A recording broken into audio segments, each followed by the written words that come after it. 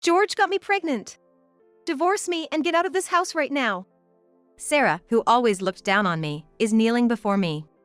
I'm surprised by the sight, but her words are as arrogant as ever. She's pregnant with George's child, so she wants me to divorce and leave the house? The audacity of my sister to say such things, it almost brings up the old hatred I have for her. But, managing to keep those feelings in check, I agreed to her demand. Fine, here's the divorce paper. I'm only taking our youngest son with me.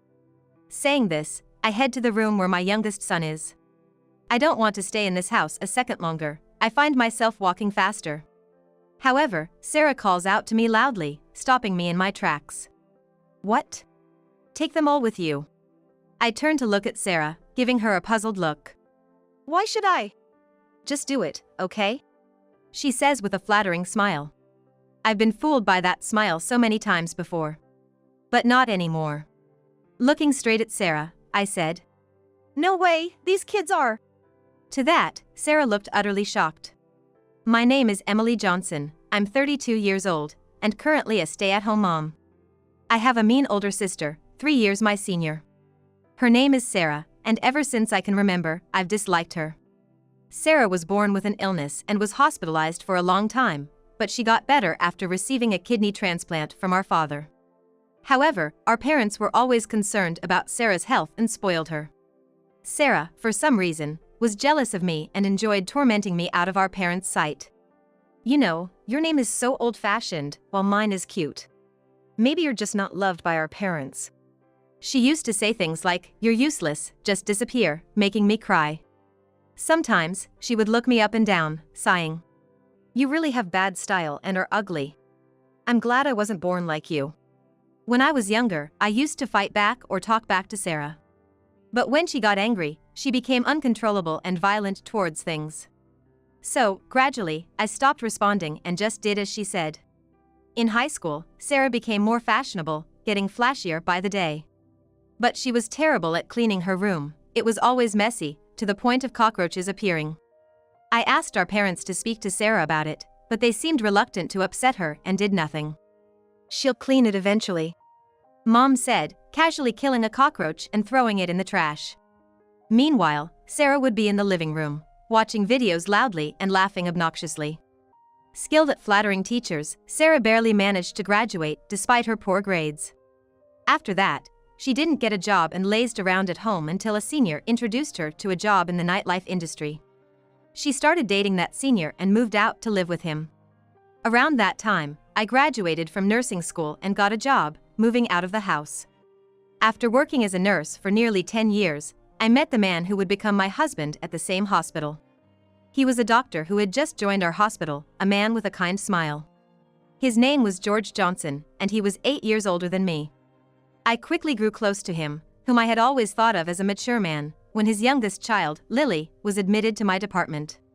Lily was the youngest of 3 children he had with his late wife. She was admitted with gastroenteritis and severe dehydration. As her assigned nurse, I grew closer to her through our daily conversations. And since George visited her every day, I naturally got closer to him too. We hit it off, and I admired how he juggled being a single father despite his busy schedule. Eventually, we started dating, and he introduced me to his other children. Let me introduce you. This is the eldest, Jake, a freshman in high school. Then there's Max, a 6th grader. And you know Lily, right? We all exchanged greetings. And I was impressed by how well-mannered and nicely dressed they were. Once, when we all went out for a meal, I asked George, "Isn't it tough taking care of the kids all by yourself?" He replied with a casual nod. Max and Lily are still in elementary school, but they go to after-school care, and my mom helps out at home. My dad does the school runs for Jake's tutoring. I'm really not doing much. I'm very grateful to my parents. Later, I became pregnant with George's child and we decided to get married. I met his parents formally, but I didn't want to see my sister Sarah's face, so I just informed her by email. At that time, Sarah had broken up with the man who led her to move out and was dating someone she met at work. Sarah has a tendency to be overly dependent on her romantic relationships. When she's into a guy, she loses all interest in me and the rest of the family. She didn't even bother to reply to my email. She barely made it to the wedding, yawning and looking bored the whole time, showing no sign of wanting to celebrate. But once married, I hardly ever saw Sarah anyway. I was enjoying my newlywed life with George. However, becoming a mother to 3 children overnight was overwhelming, and I struggled with the unfamiliar household chores. This led to a risk of preterm labor, and the doctor ordered me to be on complete bed rest. Seeing my struggle, George seriously suggested, Another one is on the way. Would you consider quitting your job and focusing on home and the kids? I loved my job and was torn, but I ultimately decided to quit nursing and become a full-time homemaker. We welcomed a baby boy, the 4th son of the Johnson family. We named him Tyler. Raising newborn Tyler was challenging yet incredibly fulfilling. I think those were truly happy days. However, it seemed George wasn't pleased with my attention being solely on Tyler. He often said, "Pay more attention to me." I'm sorry, but I'm really busy with Tyler right now. As I kept saying this, it seemed George became sulky. Gradually, he started coming home late. And sometimes didn't return until morning, which worried me. When I asked about it, George replied with a forced smile, "We're short-staffed at work, it's really busy." George isn't good at lying. So, I started suspecting he might be having an affair. Just then, Sarah unexpectedly visited. Sarah, this is a surprise. What's up? She didn't answer and just barged in. Wow, not working and yet living in such a nice house? Must be nice, huh? Sarah seemed to misunderstand that being a homemaker is easy, but managing a household and raising children is far from simple. How about you, Sarah? I heard you broke up with that guy? Broken up? Oh, that leech? Yeah, but I'm seeing someone else now. She looked smug as she told me this. I couldn't help but be amazed at her ability to move on so quickly. But that's her only talent, I guess. I just responded with a ending the conversation. But Sarah persisted. Aren't you curious about who I'm dating? Not really.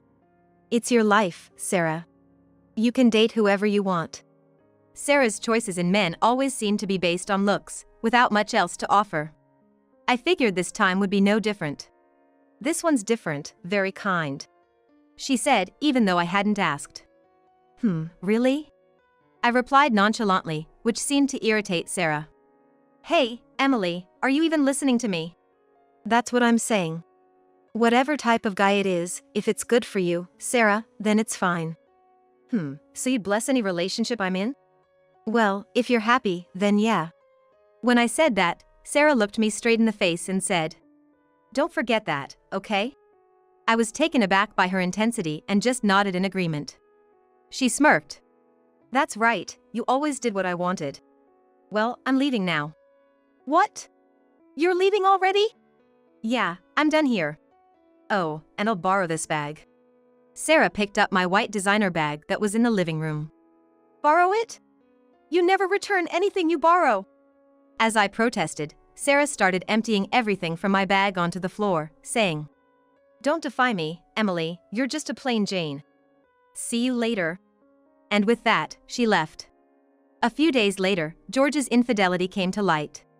I found a woman's lipstick mark on his shirt, blatantly evidencing a kiss. I thought it was such a cliché way for an affair to be exposed, but I was ready to forgive him if he apologized. However, when I confronted him, George looked somber and said, I'm sorry. I really regret what I've done to you. I was planning to talk to you about it soon. Talk about what? He just kept repeating, sorry, and then began making a phone call. Yeah, it's me. Emily found out. Can you come over now? I was in disbelief, watching him invite his mistress over right in front of me. What? You're calling her over now? She's coming here? I was infuriated that he'd do this without my consent. George just kept bowing and repeating, I'm really sorry, so sorry. Then, less than an hour later, our doorbell rang. I was shocked to see who was on the intercom. Sarah! This can't be true. Why is Sarah here? I was stunned as George opened the door. And there stood Sarah, more serious than I'd ever seen her. Suddenly, right in front of me, she began to apologize. I'm pregnant with George's baby. Divorce him and leave this house right now. Sarah, who always looked down on me, was apologizing right in front of me. I was shocked by the sight, but her words were typical of her, arrogant to the extreme. She's pregnant with George's child. And wants me to divorce and leave the house? How dare you come here and say that? Do you think just showing up and saying this will make it all work out? When I yelled, George also started apologizing along with her. Please! Just as you heard, do it for us, Emily. I can't believe it. Why of all people, Sarah? As I said this, George looked down and began to explain. Actually, I bumped into Sarah on my way back from work one day. She was on her way to her job and invited me for a drink. I had just gone through a breakup at that time, and George was so kind and comforting. That's how I started falling for him. Despite being in my presence, Sarah talked as if she was gushing over a new love, which disgusted me. That's when, Dad? I heard Lily's voice and turned around to see all 3 kids gathered around us. Tyler was 2 years old and sleeping in the bedroom. I realized I couldn't let the children witness any more of this drama and decided. All right, fine. Here's the divorce papers. I'm only taking Tyler with me. Saying that, I headed to Tyler's room. In fact, since I started suspecting George of infidelity, I had already gotten the divorce papers from the office and signed them myself. I never thought I'd need to use them so soon. But I had no regrets.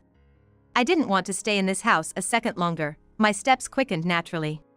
But then Sarah called out to me loudly. What? Take them all with you. I turned back to look at her with a puzzled expression. Why? Just because.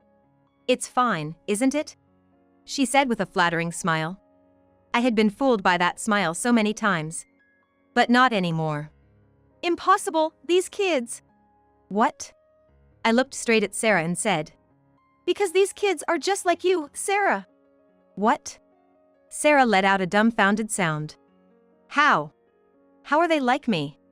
Their faces are completely different. It's not about the faces. It's their personalities. They're similar to you, so they'll probably get along fine. By then. As I was about to leave, Sarah tried to stop me. Wait, are you seriously going to leave them? Didn't you say you wished me happiness? George stepped in to calm her down. Let it be, Sarah. After all, the 3 kids are mine, and they're not blood related to Emily. It's only right that we take them. Hearing George say that, Sarah's face contorted. But, don't worry, they're all great kids. They'll get along fine with Sarah. George said, smiling. I thought to myself, he has no idea. After that, the divorce with George was settled smoothly. All 3 kids went to live with George, and Sarah suddenly became the mother of 3. I left with only Tyler, deciding to return to my nursing career. It was hard to leave 2-year-old Tyler, but I had no choice. I enrolled him in daycare. Of course, I worked at a different hospital than George. I was busy but living a happy life. About 3 months later, George showed up at the apartment where Tyler and I lived. When I opened the door, there was George, looking completely worn out. Emily. Oh, what have I done?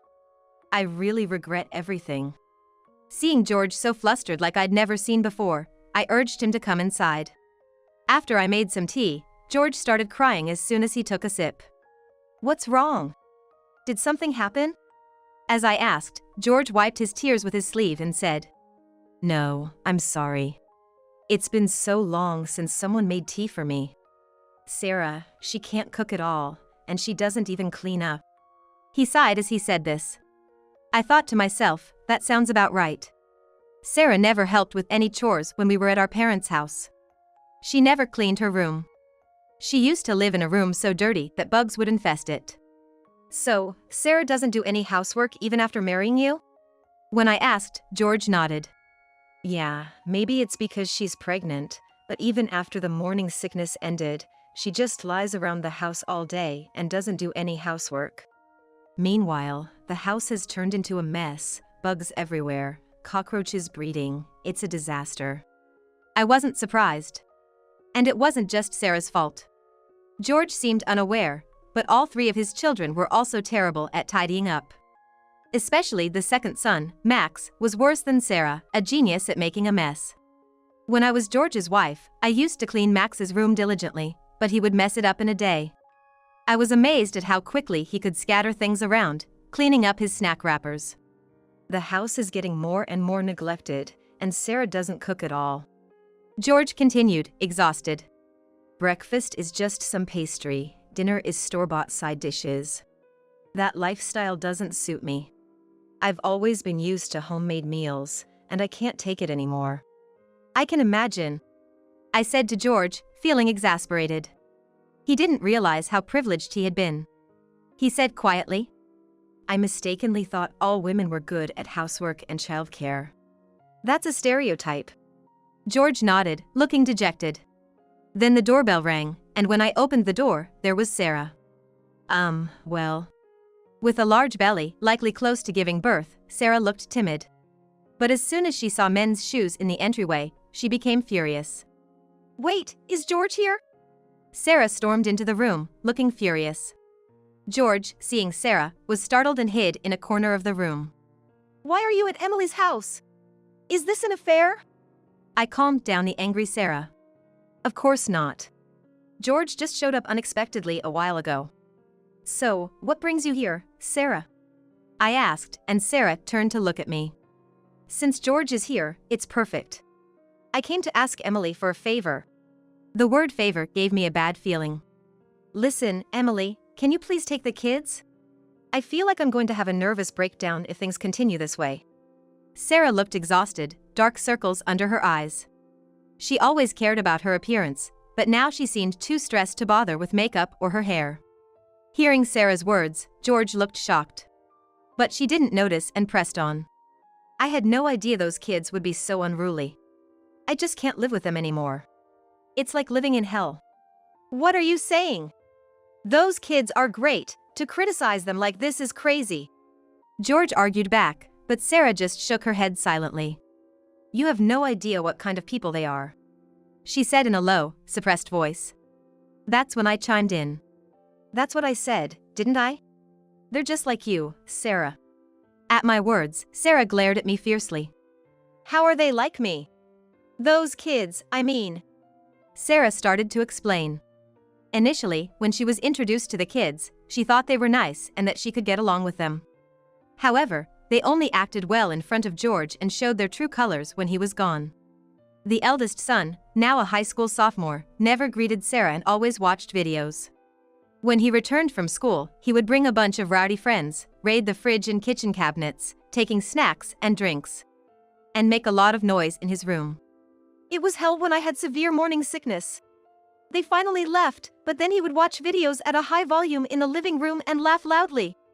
The worst part was, I couldn't say anything because when I did, he would glare at me so menacingly I was afraid of what he might do. That's exactly what you used to do at home, Sarah. I told her, and although she glared at me, I could tell she knew it was true. You always watched videos at a high volume in the living room, ignoring everyone else. And if anyone said anything, you would throw things. Our family always had to endure it, remember? As I said this, Sarah was speechless but then started to speak again. That's not all. Lily is really terrible too. George looked at her in surprise. Lily? That's impossible. What are you talking about now? I urged her to continue amidst the tense atmosphere. Sarah said, That girl, she's really sneaky, like she steals my stuff. I can't believe it. Sarah recounted in disbelief.